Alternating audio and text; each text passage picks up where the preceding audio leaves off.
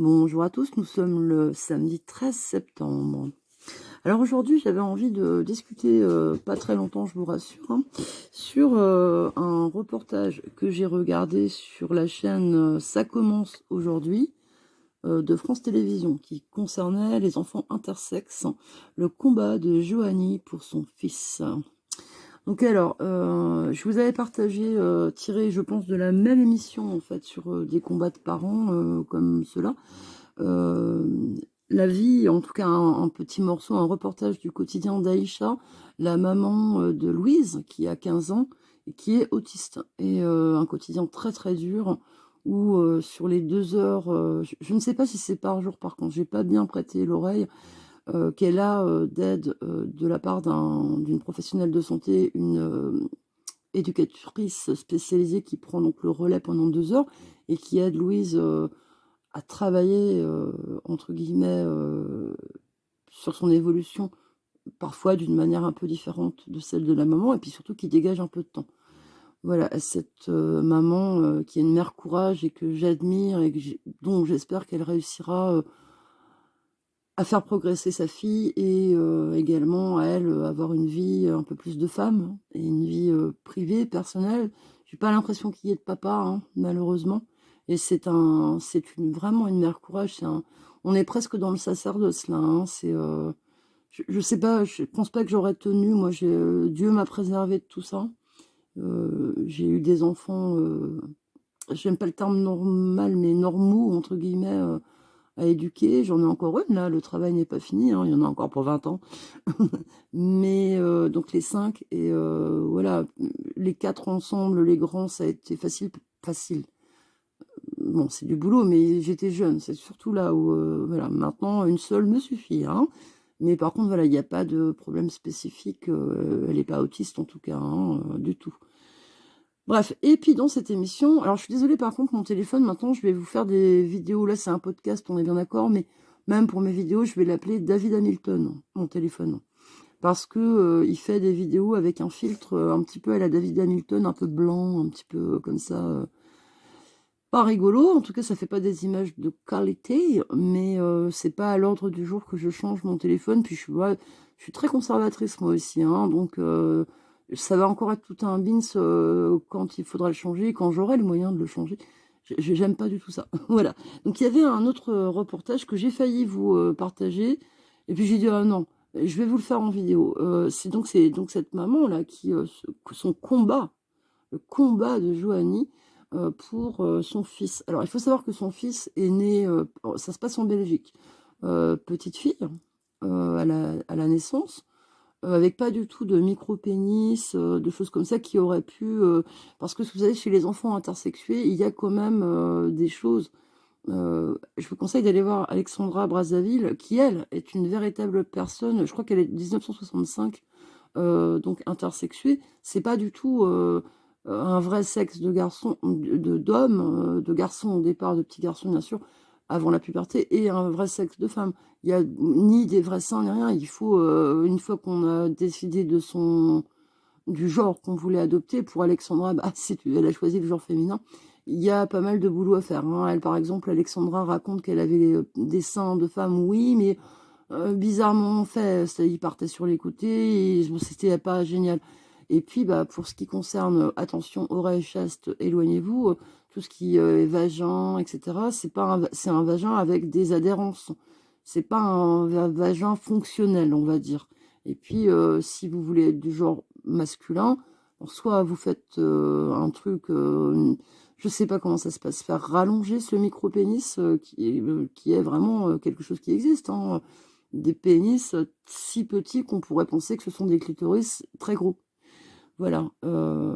Et du coup, et puis avec peut-être un système de ballonnet, comme pour chez les hommes un peu impuissants, où ça se passe au niveau des testicules, où on va gonfler les corps caverneux et permettre une érection pour la pénétration.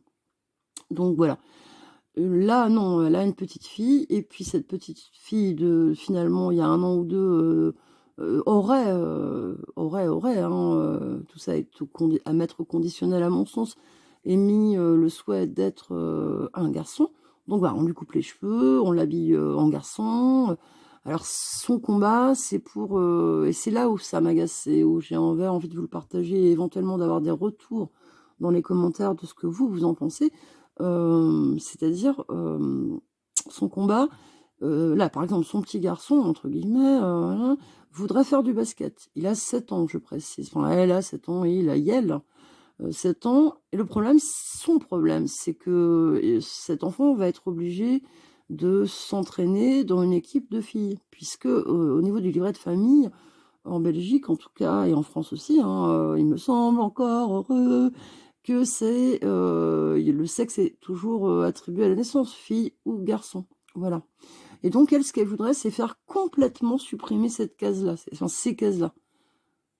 Voilà, alors je vais vous dire, raconter un morceau de mon histoire personnelle pour mes 4 grands, qui sont tous nés entre 1994 et 2005. Il y avait un père, une mère sur le livret de famille, donc mon ex-mari et moi-même. Pour Vanda, ça a été autre chose, donc elle est née en Maine-et-Loire aussi, dans une sous-préfecture et là, j'ai une nouveauté, pour moi, c'est une bizarrerie, c'est abject. C'est-à-dire que ce qu'on nous a attribué dans le livret de famille, c'est parent 1, parent 2. Alors en fait, on se tire la bourre avec Nicolas pour savoir qui est le parent number 1 et qui est le parent number 2. Qu'est-ce que c'est que ce délire? Alors, au nom de leur délire LGBT machin, hein, bon, on impose en fait à la majorité, on va quand même arrêter de se mentir, hein, des couples hétérosexuels avec des enfants issus de sans famille, pas sans famille, excusez-moi, sans problème, naturellement, sans procréation médicalement assistée, PMA, et encore mieux, sans GPA, grossesse par autrui ou je ne sais quoi, qui en France, je vous le rappelle, sont des façons de faire interdites.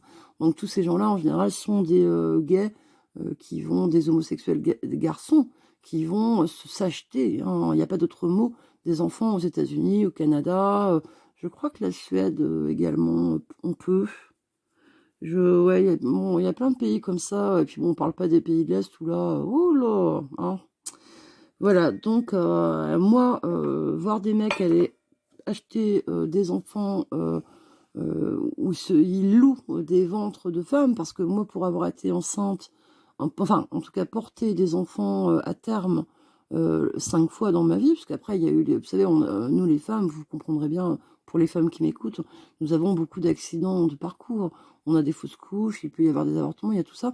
Donc, je parle de mener des grossesses à terme. C'est pas rien de sentir un enfant qui bouge dans votre ventre, de lui parler. Cet enfant-là entend les battements de votre cœur, votre digestion aussi, hein, bon, tout ça. Il entend votre voix. Si vous chantez, il entend aussi la musique que vous écoutez, parce que la peau du ventre, les muscles, tout ça, c'est quand même pas si épais que l'enfant n'entende pas. Évidemment, il ressent plein de choses, les femmes battues, ou il ressent aussi le négatif, bien sûr. Et est-ce que c'est pas un peu négatif de grandir, de passer ces 9 mois avant d'arriver sur Terre, dans le ventre d'une femme qui, de toute façon, définitivement, ne vous élèvera pas? On le sait, et qui se garde, qui essaie, je ne sais pas comment elles font, ces filles-là, de ne pas avoir de sentiments, parce que elle loue son ventre pour de l'argent. C'est comme si, au demain, on nous autorisait à vendre un rein, parce qu'on a des dettes. Et puis quel prix? Parce que, voilà, quel prix? Est-ce que ça a un prix? Parce qu'on arrive à mettre donc un prix sur la vie. Bon, j'en reviens à mes moutons avec l'autre folle, qui donc, son combat, ce serait pour le moment en tout cas, parce que là, après, elle va en engager d'autres, évidemment, pour tout ce qui est soins médicaux, je n'en doute pas, hein, cette folle. Donc, ça serait de complètement rayer la majorité des parents. Alors moi, je veux bien que les livrets de famille, les cartes d'identité, machin, soit... mon carte d'identité, ça me pose problème quand même. Soit, voilà... mais dans ce cas-là, faites-le pour vous, dans votre coin, machin, et ne demandez pas à la majorité de subir vos délires.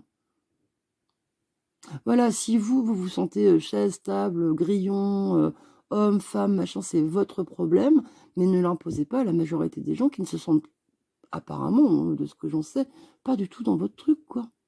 Et puis alors, le truc qui me fait douter de sa réelle sincérité, c'est que cette maman tellement dans le combat a monté une ligne de vêtements non genrés pour enfants.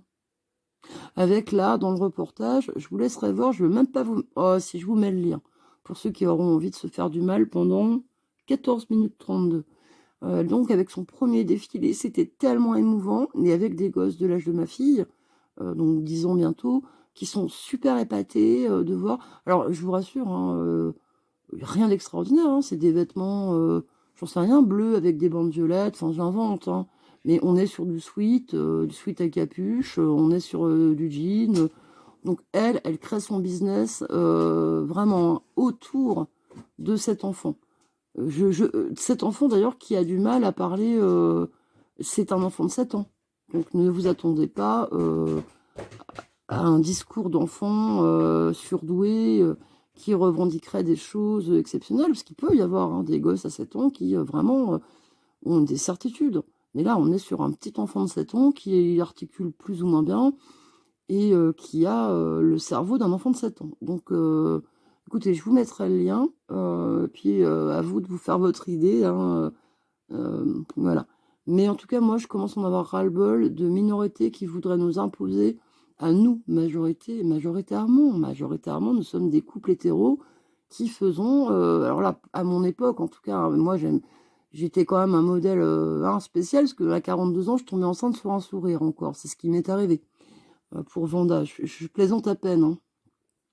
Moi, j'étais très, très... justement, pour ne pas avoir à subir d'avortement, j'ai toujours très bien veillé à ma contraception, à tout ça.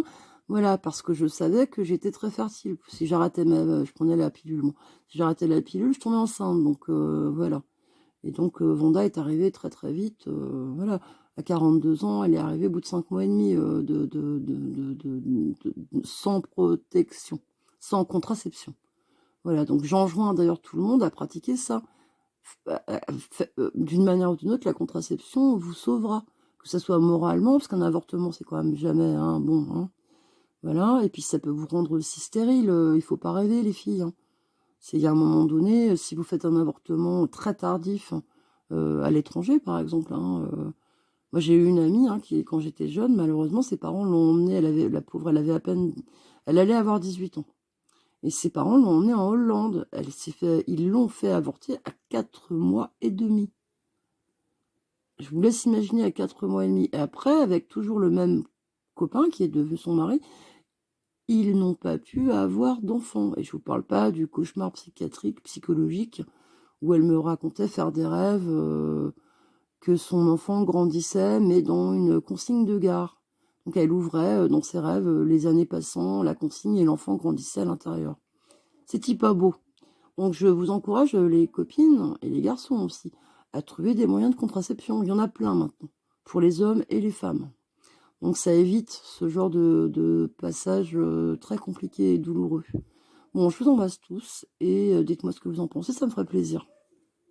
Par contre, je vous dis aussi, je n'ai pas toujours les notifications ni à mes commentaires que je laisse chez les uns ou les autres, ni de vos commentaires. Bon, je pense que c'est YouTube qui, quand on a une petite chaîne, surtout quand on a des propos parfois dissidents, ce qui est ma grande liberté, en tout cas pas politiquement correct, eh ben, on est un peu invisible. Voilà. Je vous embrasse tous et je vous souhaite un très bon week-end.